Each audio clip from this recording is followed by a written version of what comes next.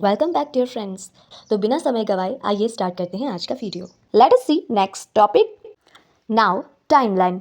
The line displaying the events of past time is called timeline. तो यहाँ पे timeline दिया गया है फ्रेंड्स, यानी कि एक ऐसी रेखा जो आपके सामने पास्ट में हुई घटनाओं के बारे में आपको बताती है। एक लाइन के माध्यम से आप शो करते हो कि उसमें किस ईयर में कौन सी घटना हुई थी। तो नीचे आपके पास यहाँ पर ये जो डायग्राम में एक लाइन दी गई है, ये आपके पास एक टाइमलाइन दी गई है फ्रेंड्स। इसमें जो आपको ज़ीरो नज़र आ रहा है ना फ्रेंड्स, तो इस ज़ीरो को ही हम जीसस क्राइस्ट का बर्थ ईयर मानते हैं। और ज़ीरो से पीछे 500 बीसी यानी बीसी वाली जो भी आपको लाइन दिख रही है ना फ्रेंड्स, तो इसका अर्थ है जीसस क्राइस्ट के बर्थ से पहले के साल। और जो ज़ीरो से आगे वाली आपको सारी लाइन दिख रही है, तो वो है जीसस क्राइस्ट के बर्थ के बाद के ईयर्स। और यहाँ पर 1 2 3 4 5 500 ये जो आपके पास दिए गए हैं यहाँ पे नंबर्स, तो ये आपके पास ईयर डिनोट करते हैं फ्रेंड्स। जैसे आजकल चल रहा है 2024 AD, तो ये भी आपके पास ईयर्स डिनोट करते हैं। From the above mentioned timeline, it is clear that the years before the birth of Christ have counted backward with 500 BC, 5 BC, 4 BC।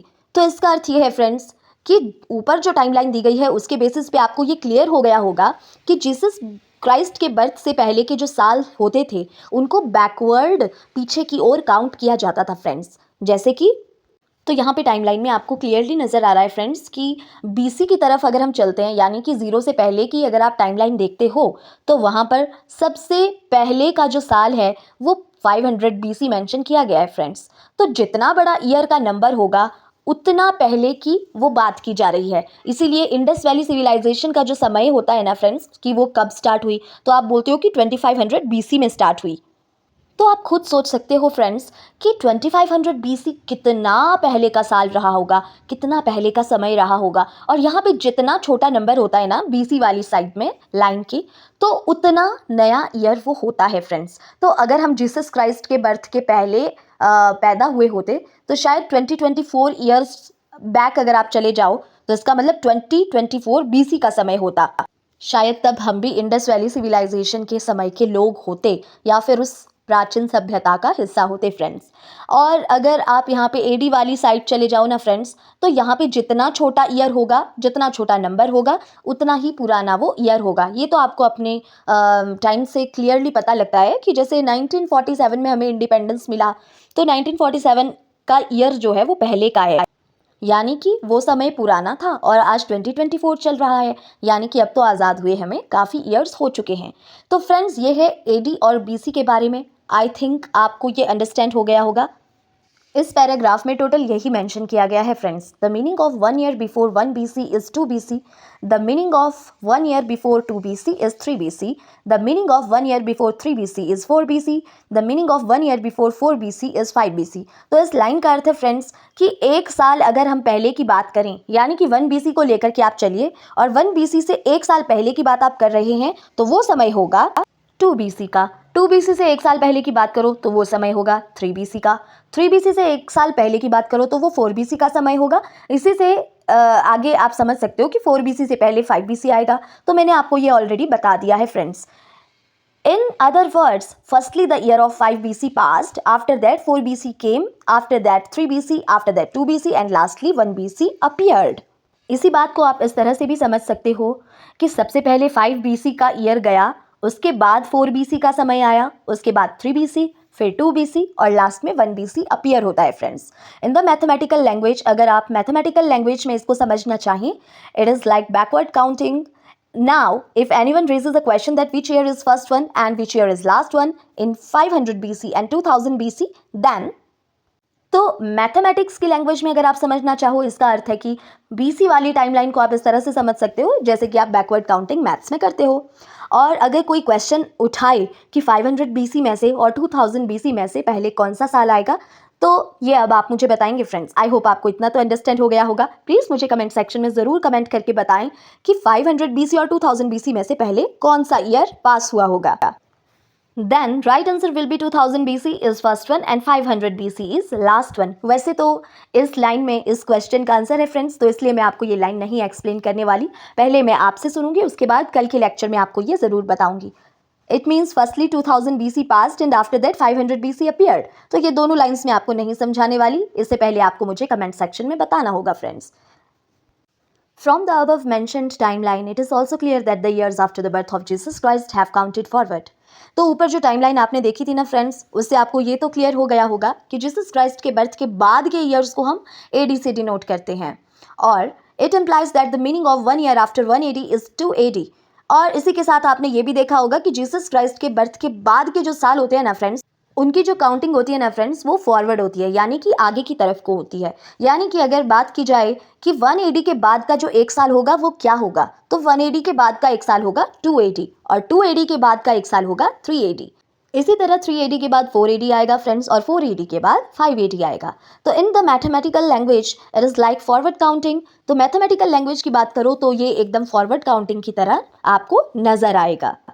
Now, if anyone raises a question that which year is first one and which year is last one in 580 and 2080, then right answer will be 580 is first one and 2080 is last one. It means firstly the year 580 passed and after that 2080 appeared. तो friends यहाँ पे आपसे एक सवाल पूछा गया है कि अगर कोई क्वेश्चन खड़ा करता है, और ये क्वेश्चन अब मैं आपसे पूछ रही हूँ कि अगर कोई आपसे क्वेश्चन पूछता है कि 500 और 2080 में से पहले कौन सा ईयर आएगा।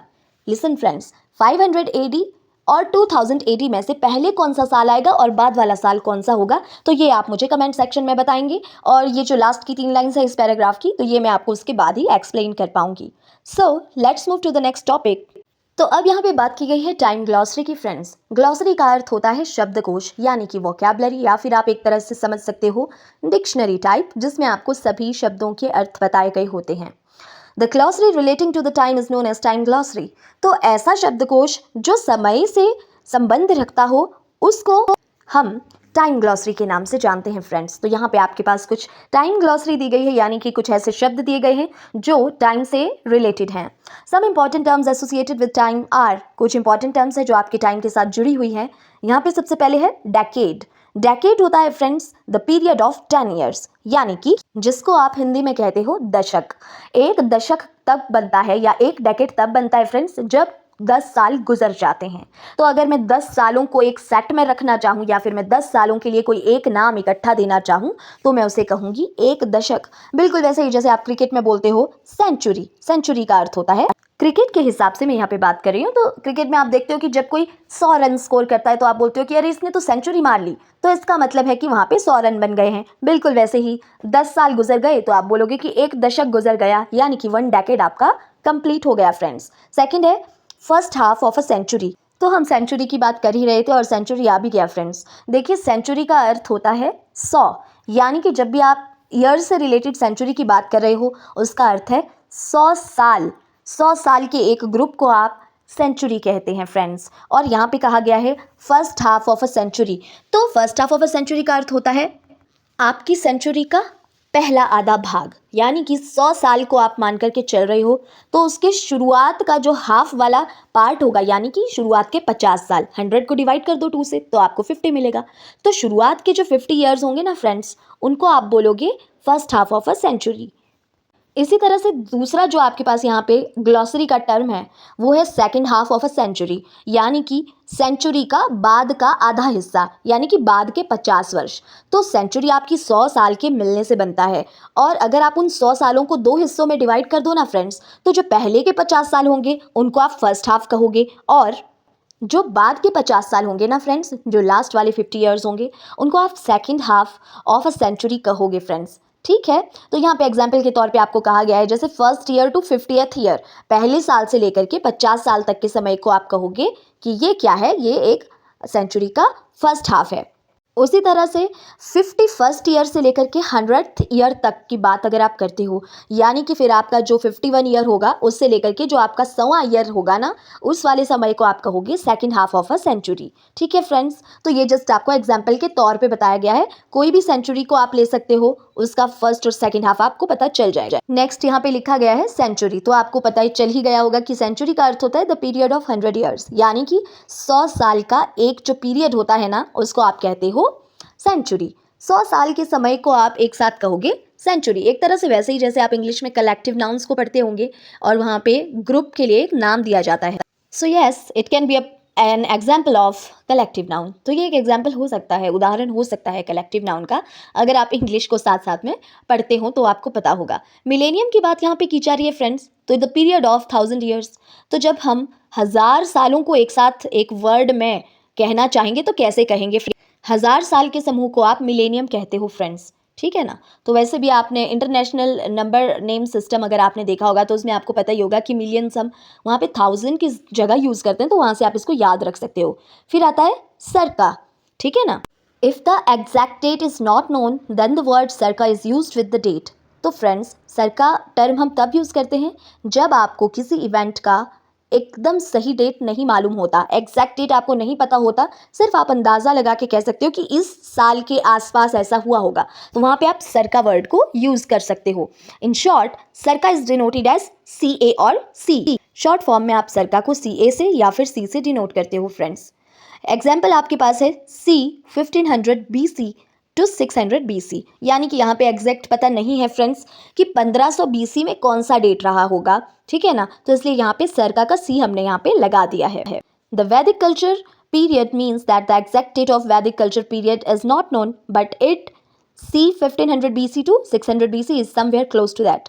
तो यहाँ पे कहा है कि जो वैदिक काल का समय रहा है उसका एग्जैक्ट डेट हमको नहीं पता है फ्रेंड्स, तो इसीलिए हमने जो उसके ईयर्स को मेंशन किया ना तो उसके पहले हमने यहाँ पे C लगा दिया, C 1500 BC टू 600 BC। इसका अर्थ ये है फ्रेंड्स कि इन गिवन ईयर्स के आसपास के समय की बात ही हो रही है और तभी आपका वैदिक काल का समय रहा होगा। तो फ्रेंड्स इसी के साथ आज का लेक्चर करते हैं कंप्लीट और मिलेंगे आपसे नेक्स्ट लेक्चर में। Till then bye bye and have a great day. Bye.